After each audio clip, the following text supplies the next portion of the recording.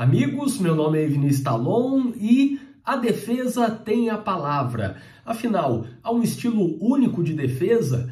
Cada advogado, cada defensor público tem um estilo? Deveria haver um estilo único? Há alguma exigência para a defesa? É possível que o advogado ou defensor público comece a alterar o seu estilo durante o tempo, durante o passar do tempo na sua carreira?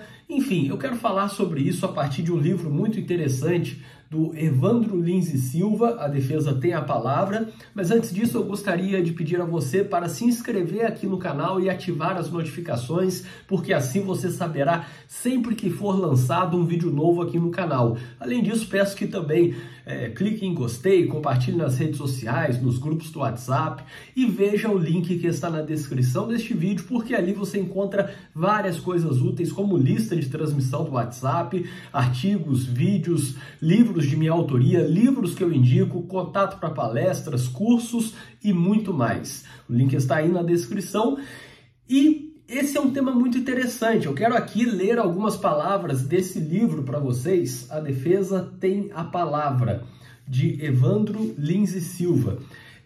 Vejam que essa frase, a defesa tem a palavra, ela é muito utilizada no júri, é muito utilizada na audiência, ou em alguns momentos falam na audiência pela defesa, quando o juiz está fazendo a inquirição, está fazendo a qualificação da testemunha, e aí vai passar para o Ministério Público, pelo Ministério Público, o Ministério Público faz as perguntas, depois pela defesa. Claro, estou falando aqui de vítima, testemunha da acusação. Caso seja uma testemunha da defesa, será o caminho contrário. Primeiro pela defesa e depois pelo Ministério Público.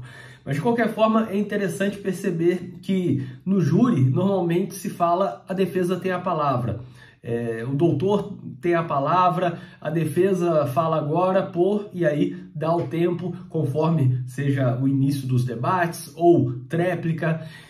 E eu quero aqui trazer algumas palavras de Evandro Lins e Silva, que para muitos é o maior advogado criminalista da história do Brasil. Muitos consideram que ele é o maior advogado, não só criminalista, mas o maior advogado da história do Brasil. De qualquer forma, seja como o maior criminalista ou o maior advogado de todas as áreas, ou mesmo sendo um dos maiores, devemos respeitar Evandro Lins e Silva, que realmente deixou seu nome na história, um advogado marcante, e deixou também algumas obras. Eu estou aqui com uma delas, A Defesa Tem a Palavra, e logo no início ele fala sobre terminar a acusação. É exatamente isso que eu falei. Terminou a acusação, o salão do júri está repleto. E aí eu vou pulando aqui algumas partes. O juiz aciona os tímpanos e se ouve sua voz de comando. Tem a palavra o advogado de defesa.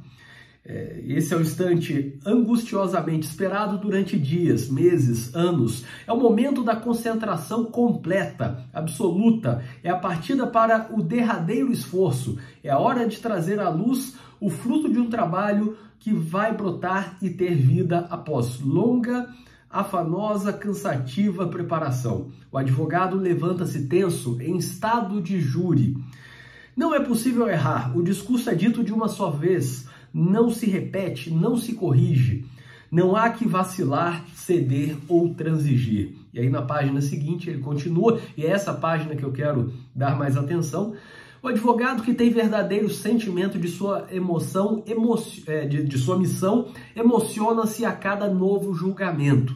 Mentem os que dizem não ter medo nessa hora, ou fazem por pudor humano, receio de parecerem fracos. Ninguém ouviu grande defesa sem a vibração, o calor, o entusiasmo, o arrebatamento do advogado. Defesa sem vigor, sem dedicação ardente, sem sentimento, é defesa sem vida, fria, fadada ao insucesso, defesa de perdedor de causas. Isso está na página 31, nas páginas 31 e 32 do livro A Defesa Tem a Palavra, de Evandro Lins e Silva. Esse é um livro que está cada vez mais difícil de encontrar, então Se você encontrar esse livro em algum sebo ou no estante virtual, na Amazon eu vi que está esgotado. Se encontrar, compre, porque vai ser difícil você encontrar de novo em algum momento futuro. E isso aqui é muito interessante. Essa questão da emoção, essa questão do medo, do entusiasmo. Cada pessoa que exerce uma defesa, cada advogado, cada advogada, cada defensor, cada defensora, cada pessoa terá um estilo próprio. Um estilo que não necessariamente é correto. Isso de falar que é o estilo correto é um erro, talvez.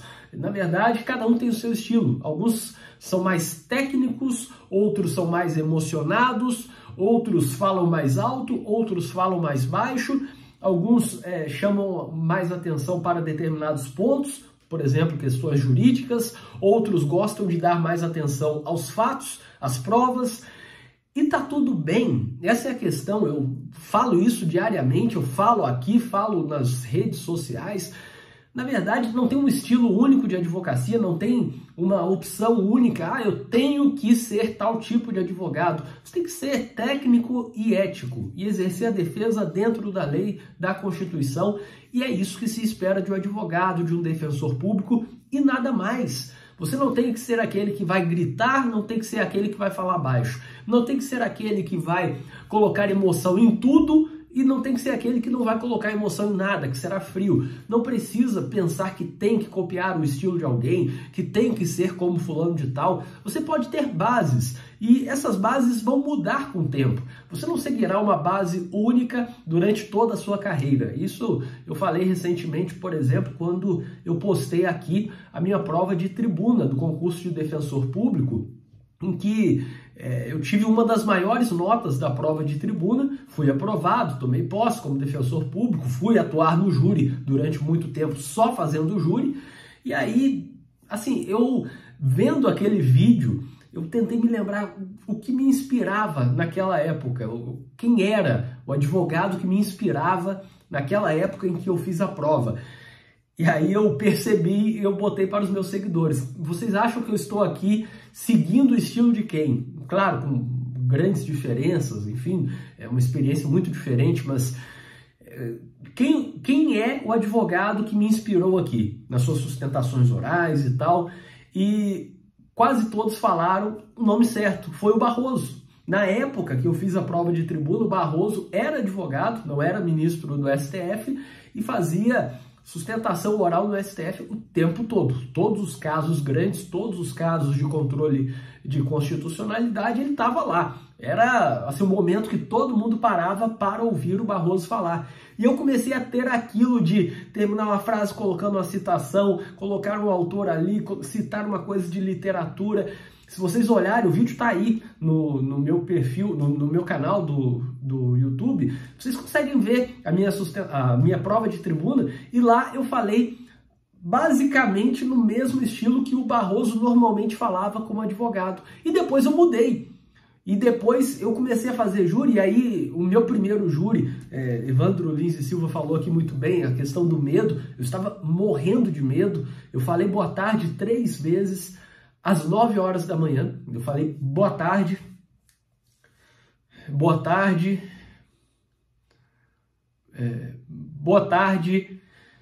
senhores jurados, doutor juiz, e aí eu comecei, 9 horas da manhã, totalmente perdido, eu não sabia nem fazer aquele início, aquela introdução, a saudação a cada pessoa, eu não sabia nem isso. Depois vira uma coisa automática, que você já sabe uma ordem mais ou menos e tal.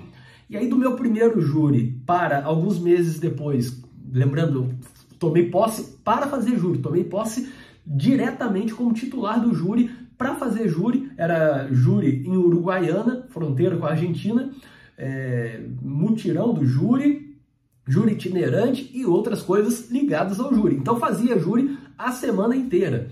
E aí alguns meses depois, com, sei lá, 40 júris, eu já estava num estilo totalmente diferente. Eu não vou dizer que eu não tinha medo, mas eu tinha segurança para falar. E até isso vai importar na hora de colocar a emoção, como Evandro Lins e Silva falou aqui.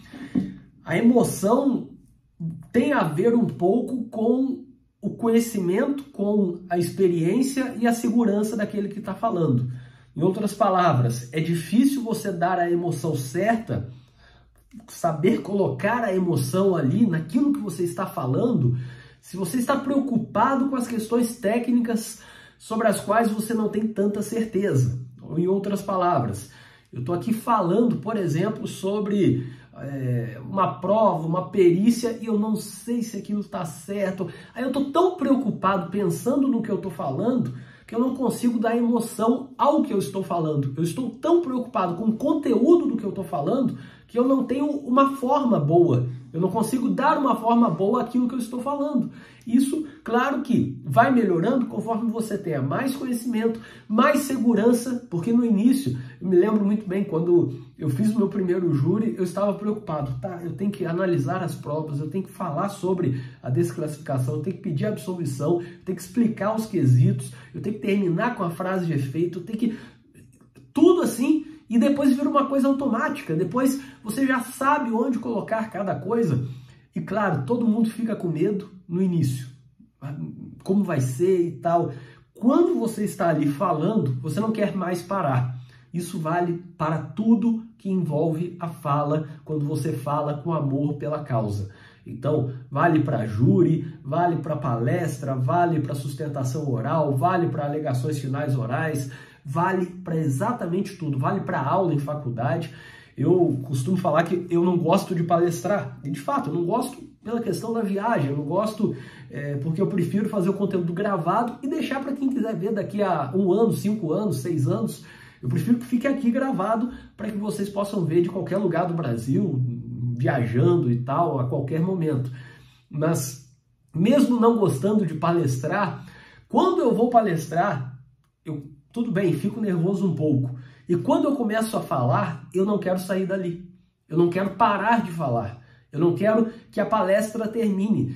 Em todas as minhas palestras, eu não sei se tem alguém aqui que já me ouviu em uma palestra. Palestrei recentemente no Congresso da OAB em Vitória. Palestrei já em Cuiabá, Campo Grande, Dourados, Palmas, Imperatriz, São Paulo, interior de São Paulo, interior do Paraná, Santa Catarina. Eu palestrei em um monte de lugar, aqui no Rio Grande do Sul. Palestrei em vários lugares e sempre a mesma coisa. Alguém tem que me tirar lá de cima. Alguém tem que ficar assim, ó, batendo no relógio. Alguém tem que ficar fazendo sinal que é para acabar, porque eu não quero sair de lá. Porque, de fato, isso que Evandro fala tem total razão. Aquele que compra a briga daquilo que está falando consegue ganhar qualquer causa, digamos assim. Eu não estou falando aqui, eu vou conseguir absolvição se eu acreditar muito. Não, porque não depende só de você. Depende de um juiz, depende de um promotor, depende dos desembargadores, depende de ministro, depende do que tem nos autos. O cliente pode ser inocente, mas nos autos tem provas contra ele. Prova forjada, prova inventada, todo tipo de coisa. Tem falso testemunho, isso acontece, não sejam inocentes, acontece bastante. Então, não quer dizer que pelo fato de colocar amor naquilo que você está falando, aquela emoção, você vai conseguir absolver, vai conseguir um resultado favorável, mas as chances aumentam. E não é pela forma como você fala, mas é pela forma como você quer trabalhar muito mais em cima daquilo. E aí é como eu falei antes, cada um terá um estilo. Não tem nada de errado nisso, eu sempre falo. Você pode ser um advogado que fala menos ou que fala mais, que fala mais alto ou que fala mais baixo. Você pode preferir peticionar ou preferir participar dos atos, das audiências, ir ao presídio, delegacia e tal. Você pode preferir uma coisa ou preferir a outra. Tudo bem. Trabalhando de forma honesta, dentro da lei, de forma ética, não tem nada de errado. Você não é menos advogado que ninguém se você preferir falar mais baixo, ou se você quiser falar mais alto, ou se você for do tipo que coloca mais emoção, ou se você for do tipo que coloca menos emoção, é mais frio e dá mais técnica. Não tem nada de errado nisso. O que é importante é sempre tentar comprar a briga, mas na medida certa, para não pessoalizar demais também. Ou seja, eu sempre me envolvo muito em cada defesa, mas de uma forma que eu não esteja lá totalmente dentro da causa, como se fosse um parente meu. Até porque o papel do advogado é ser a pessoa racional que tentará achar uma solução, ou pelo menos um julgamento o mais justo possível, de acordo com o devido processo legal. E o advogado não terá essa racionalidade se ele considerar que está defendendo ali um irmão, a mãe, o pai, um filho. Tem que ter esse distanciamento, mas ao mesmo tempo um grande envolvimento para querer fazer a melhor defesa possível, porque todo mundo merece a melhor defesa possível. Todos os clientes merecem a melhor defesa que você conseguir entregar. E se você não conseguir entregar muito, eles merecem outra pessoa defendendo.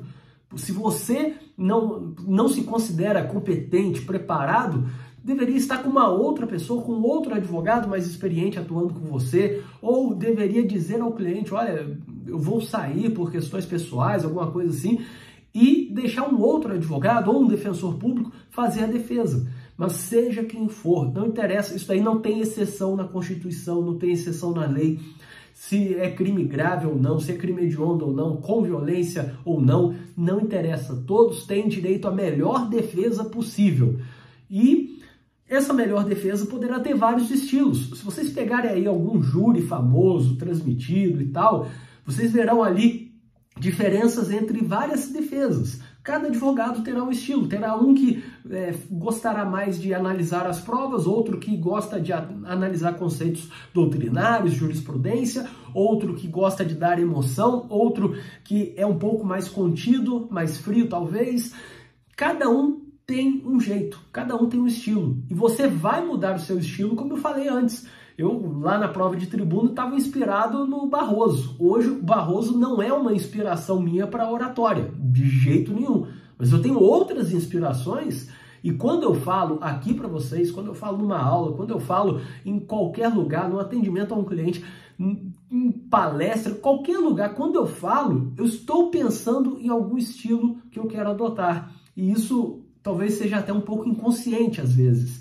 Mas você deve buscar o seu estilo sabendo que está tudo bem. É só para dizer isso. Se você é o tipo de pessoa mais introvertida, tá tudo bem. Se você é o tipo de pessoa mais extrovertida, que gosta de falar mais, tá tudo bem também. Tem espaço para todo mundo. E essas lições aqui de Evandro são assim, de grande importância para entender que, como ele diz, ninguém ouviu grande defesa sem a vibração, o calor, o entusiasmo, o arrebatamento do advogado. Defesa sem vigor, sem dedicação ardente, sem sentimento, é defesa sem vida, fria, fadada ao insucesso, defesa de perdedor de causas. Só que essa emoção não é necessariamente gritar, não é necessariamente falar mais alto, não é necessariamente soltar todas as emoções. Você pode estar emocionado por dentro e comprar aquela briga como se fosse sua, mas ao mesmo tempo, por fora, você está frio, de cabeça fria, sendo técnico e jogando argumento para buscar o melhor resultado possível.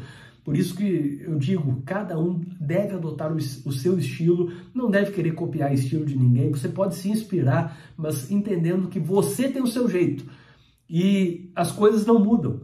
É mais fácil você entender qual é o seu jeito. Se você é introvertido, caramba, aproveita isso daí. Use isso daí a seu favor. Você, sendo introvertido, talvez você goste mais de peticionar, não goste de participar de atos como audiência, júri, prefira ficar peticionando. Aproveite isso a seu favor, porque outras pessoas talvez não gostem de ficar nesse ambiente, assim, mais dos bastidores, lendo mais, escrevendo mais. Seja qual for a sua personalidade, aproveite e crie o seu estilo. E coloque emoção, coloque vigor na sua defesa, seja qual for o seu estilo. Porque isso é o que deve existir para todos os réus, todos os investigados, para os apenados, para todo mundo. Espera-se um advogado ou um defensor público que coloque paixão na defesa, paixão dentro do seu estilo, que pode ser mais emocionado ou menos emocionado, mas que precisa colocar paixão em cada palavra, acreditando que está ali fazendo a coisa certa. Não entrando em conflito. Tá lá falando e ao mesmo tempo tá pensando, tô defendendo um bandido. Esse cara aí, tomara ser condenado e tal. Não. Você pode até acreditar que há uma decisão provável naquele caso, é provável que seja condenado, é provável que aconteça isso ou aquilo, mas em cada defesa devemos fazer o melhor possível. Talvez não necessariamente pedir absolvição, mas uma desclassificação, uma retirada de qualificadora, uma causa de diminuição de pena, ok, mas em todos os casos buscando a melhor alternativa possível, porque é isso que se espera quando alguém entra na defesa de uma pessoa que está em uma das piores posições de todas, que é como réu de um processo penal, com risco à sua liberdade. Eu espero que vocês tenham gostado deste vídeo. Inscrevam-se aqui no canal e ativem as notificações, porque assim vocês saberão sempre que for lançado um vídeo novo. Cliquem em gostei, compartilhem nas redes sociais e vejam o link que está na descrição deste vídeo com cursos, livros de minha autoria e livros que eu indico, artigos, vídeos e muito mais. O link está aí na descrição e até o próximo vídeo.